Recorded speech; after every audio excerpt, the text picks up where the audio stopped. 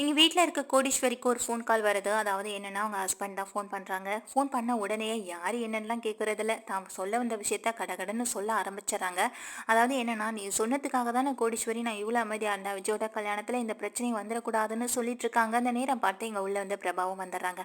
பிரபா வந்தத பார்த்ததுமே அவங்க அப்பா வந்துட்டு அமைதியாயிடுறாங்க. சரி பிரபா வந்துட்டா, இனிமே எந்த பிரச்சனையும் இல்லன்னு நெனச்சவங்க, இங்க அமைதியா இருந்து பார்க்க அந்நேரம் பார்த்து குளிக்க போன கோடீஸ்வரியும் வெளில வர, இங்க சித்ரா தேவி வந்து ஃபோன எடுத்து பேசிட்டு இருக்கறத கேட்டுட்டு ரொம்ப ஷாக் ஆகுறாங்க. சரி டக்குன்னு ஃபோன வாங்கி பேசினா, இங்க அவங்க ஹஸ்பண்ட் பேசுறாங்க.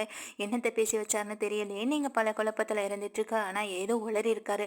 இவளோட முகத்த பார்த்தாலே நமக்கு நல்லா தெரியுதுன்னு நினைச்சிட்டு திரும்ப குளிக்கிறதுக்காக ஃபோனையும் எடுத்துட்டு உள்ள போயிடுறாங்க. இங்க சித்ரா தேவி ரொம்ப குழப்பத்துல இருக்காங்க.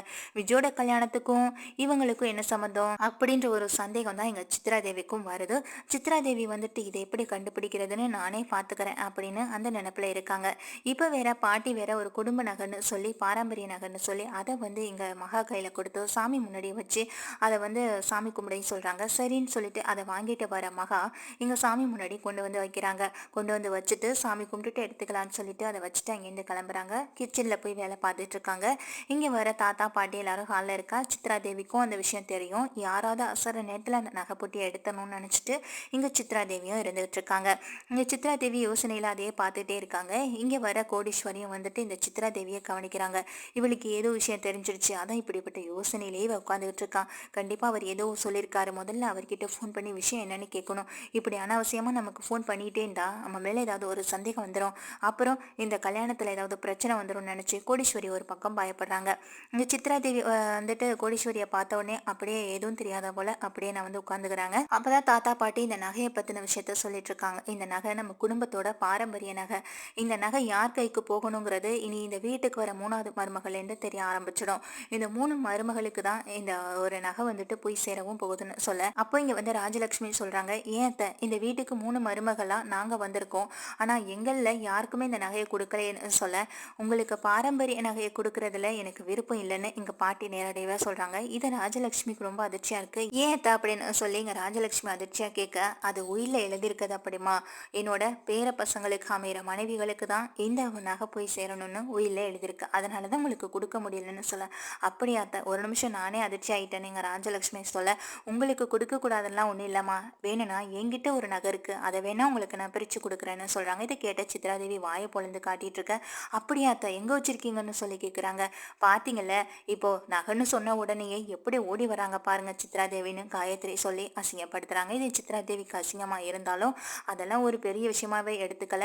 என்ன இருந்தாலும் உன் பையனோட கல்யாணத்தை நான் தானடி நிறுத்த போறேன், அப்ப அசிங்கப்பட்டு போறது நீ தானன்ற மாதிரி மனசுக்குள்ள ஒரு குழுன்னு ஒரு சந்தோஷத்துல இருந்துட்டு இருக்காங்க. இங்க எல்லாரும் கிளம்பி போக அந்த நகைப்பொட்டியில கை வைக்கிறத பத்தி யோசிச்சுட்டு இருக்காங்க. இப்படி ஒருத்தரா கிளம்பி அவங்கவுங்க வேலையை பார்க்க போக எல்லாரும் அச நேரத்துல அந்த பொட்டியையும் எடுத்துட்டு வந்துடுறாங்க. சித்ராதேவி எடுத்துட்டு வர சித்ராதேவி இதோட சாவி எங்க இருக்குன்னு தெரியலையே அப்படின்னு நினைச்சு ரொம்ப அதிர்ச்சியில இருக்க, அங்க வர கௌதம், என்னம்மா இதை எடுத்துட்டு வந்துட்ட அப்படின்னு சொல்லி கேட்க, இப்படி நீ இதை எடுத்துட்டு வந்தனா நீ தான் எடுத்துன்னு எல்லாருக்கும் தெரிஞ்சிருமேன்னு சொல்றாங்க. ஆமாண்டா, இப்போ இந்த பொட்டியை நான் எனக்காக எடுத்துட்டு வரலன்னு சொல்ல, பின்ன எனக்காக எடுத்துட்டு வந்திருக்கியாமா, குடுமா, இதை நான் என் செலவுக்காக வச்சுக்கிறேன் அப்படின்னு சொல்லி கேட்குறாங்க. ஏற்கனவே மதன் வேற ஃபோன் பண்ணி எனக்கு 10 லட்ச ரூபா பணம் வேணும்னு சொல்லிட்டு இருக்கான். பணத்துக்கு என்ன பண்றதுன்னு தெரியல. இந்த நகையாவது எனக்கு யூஸ் ஆகும் நினைச்ச கௌதம் வந்துட்டு அந்த நகையை கேட்கிறாரு. ஆனா அந்த நகையை வந்துட்டு நான் உனக்காக எடுத்துட்டு வரலான்னு சித்ராதேவி சொல்ல, பின்ன எதுக்குமா எடுத்துட்டு வந்த, ஒருவேளை தங்கச்சிக்கா அப்படின்னு கேட்க, அவளுக்காகலாம் நான் எடுத்துட்டு வரல, முதல்ல இந்த நகையை கோடீஸ்வரி பேக்ல வைக்கணும். அம்மா இதுவே ரொம்ப விலை உயர்ந்த நகைன்னு பாட்டி சொல்லிட்டு இருந்துச்சு, இப்போ இந்த நகையை போயிட்டு ஐஸ்வர்யாவோட அம்மாவுக்கு கொடுக்கணும்னு சொல்ற அப்படின்னு கௌதம் கோவப்பட, டேய் முட்டாள் மகனே, உனக்கு எத்தனை தடவை சொன்னாலும் புரியாதா, இதை கோடீஸ்வரியில பைய வச்சு நகையை காணும்னு சொல்லி ஒரு பெரிய பிரச்சனை ஏற்படுத்துவோம், அதுக்கப்புறம் மாட்ட போறது கோடீஸ்வரி தானே, அப்புறம் அவளை இந்த வீட்டை விட்டு வெளியிலே அனுப்பி விட்டுருவாங்க, இல்ல நானே வெளியில அனுப்ப வச்சிருவேன், அந்த அளவுக்கு ஒரு பிரச்சனையை நானே கிரியேட் பண்றேன்னு சொல்ல, உன் ஐடியா சூப்பர் தாமா, ஆனா அது நடக்குமா அப்படின்னு கேட்குறாங்க. கண்டிப்பா நடக்கும், வா போகலாம் அப்படின்னு சொல்லிட்டு இங்க கோடீஸ்வரி யாருமே இந்த ரூம்ல இல்லாத நேரத்துல கோடீஸ்வரியோட பேக் எடுத்து அதுக்குள்ள நகையை வச்சு மேல பீரோலுக்கு மேல அதை வச்சுடுறாங்க. கொஞ்ச நேரத்துல இங்க வர பாட்டி வந்துட்டு நகை எங்கம்மான்னு சொல்லி கேட்க, அப்போ இங்க நகையை காணுமே, எங்க போச்சுன்னு தெரியல, நான் இங்கே தானே வச்சேன்னு சொல்ல, நகை இந்த வீட்டை விட்டு வெளியில போறதுக்கு வாய்ப்பே இல்லை, நீ வச்ச நகை இங்கே தானே இருந்திருக்கணும்னு எல்லாரும் கேள்வி கேட்குறாங்க. நான் இங்கே தான் பாட்டி வச்சேன்னு சொல்ல, நானும் தான் பார்த்தேனேம்மா, இங்கே தானே இருந்துச்சு, யார் எடுத்திருக்க போறாதுன்னு சொல்லி கேட்க, யாராவது எடுத்திருந்தா கொடுத்துருங்கன்னு பாட்டியும் கேட்குறாங்க. அது எப்படி கொடுப்பாங்க, திருடுறவங்க தான் எடுத்து வச்சுக்கணும்னு தானே எடுத்திருக்காங்க, நீங்க கேட்ட உடனே தூக்கி கொடுக்கறதுக்கு அவங்க எதுக்கு அதை எடுக்க போகணும்னு இங்க சித்ரா தேவி சொல்ல, சித்ரா தேவி சொல்றாங்க பேசாம எல்லா இடத்துலயும் எல்லாரோட ரூம்லயும் செக் பண்ணி பார்த்துருவோம்னு சொல்லிடுறாங்க.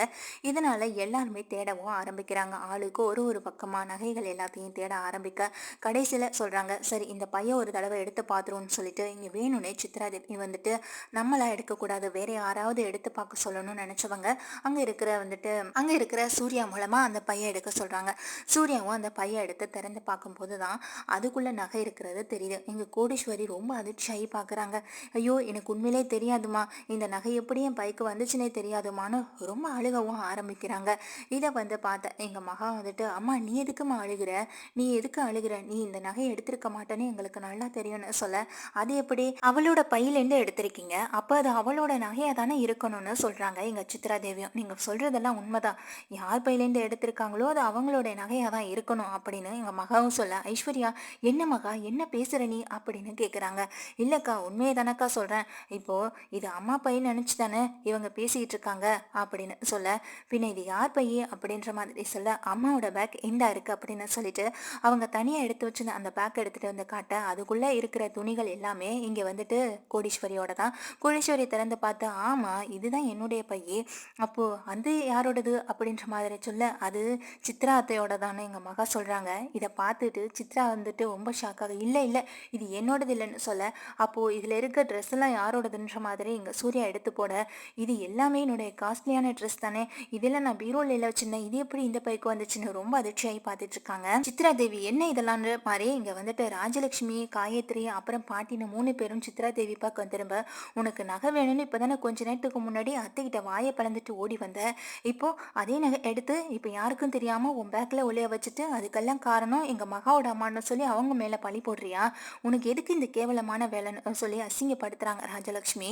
அது மட்டும் இல்லாம எங்க பாட்டியை திட்டுறாங்க, என்ன சித்ரா நீ இப்படி இருப்பன்னு நினைச்சு கூட பார்க்கல, அதை பூஜை பண்றதுக்காக கொண்டு வந்து வச்சா, யாருக்கும் தெரியாத நேரத்துல நீ அதை எடுத்து உன்னோட பையில வச்சுக்கிட்டு இப்போ அதுக்கெல்லாம் காரணம் எங்க மகாவோட அம்மா கோடீஸ்வரின்னு சொல்ற, உனக்கு அசிங்கமா இல்லையா அப்படின்னு சொல்லி ரொம்ப கேவலப்படுத்துறாங்க. திட்டிட்டு அதுல இருக்க அந்த நகையை வாங்கிக்கிட்டு, இனிமே இந்த மாதிரியான வேலையை வீட்டுக்குள்ள பார்த்த நீ இந்த வீட்டுக்குள்ளே இனிமே இருக்க முடியாதுன்னு தாத்தாவும் திட்டிட்டு போறாங்க. இவ்வளவு நேரம் நாங்க திட்டியும் ஏன் நீ அவங்க அம்மா மேல பழி போட்டும் மகா நீ இந்த வீட்டுல இருக்கட்டும்னு சொல்றான், இல்லைனா இந்நேரம் நான் உன்னை இந்த வீட்டை விட்டு வெளியில அனுப்பியிருப்பேன்னு எங்க தாத்தாவும் திட்டிட்டு போறாங்க. இதுதான் கடைசியா இருக்கணும், இதுக்கப்புறம் உன்னால இந்த வீட்டுல எதுவும் பிரச்சனை வந்துச்சு அப்புறம் நீ இருக்க வேண்டிய விடம் இதுவா இருக்காதுன்னு தாத்தா ரொம்ப கண்டிஷனா சொல்லிட்டு போக, எங்க சித்ராதேவி அதிர்ச்சியில அப்படியே நின்றுட்டு இருக்காங்க.